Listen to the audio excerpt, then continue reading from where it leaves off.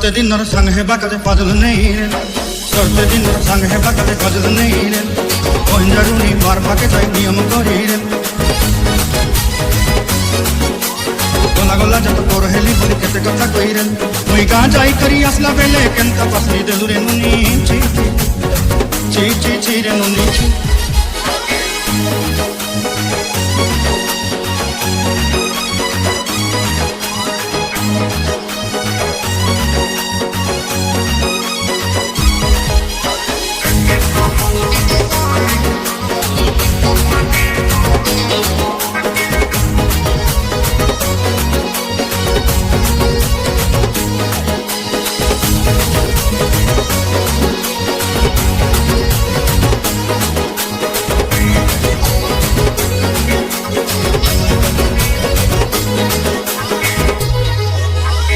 के देखलु कोई नोनी से ना मन के चिन्हलु ना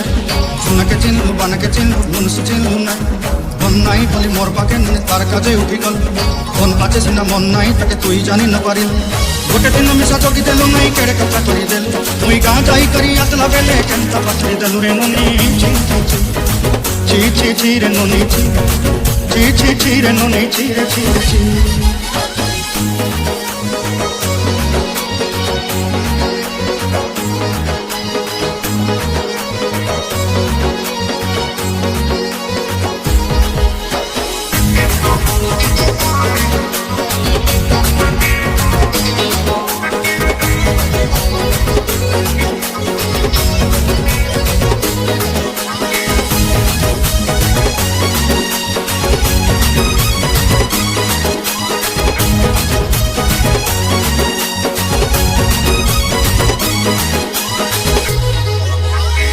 कथा धरी ऋण बाड़ी धरी सब कथा कही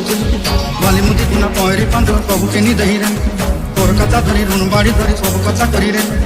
बाली मुदी गुना पहरी पांद प्रभु किसी दही तोते तबला बने रंग पटाई किने संगाई दही रेली घरे भोजी भात लगी छेली मेंढा किने रखिदेली आमर घरे हसाई देलु मनी सब आशा मोर काई दुख दुई देलु मुई गां जाई करी असला बेले केनता पसरी देलु रे नोनी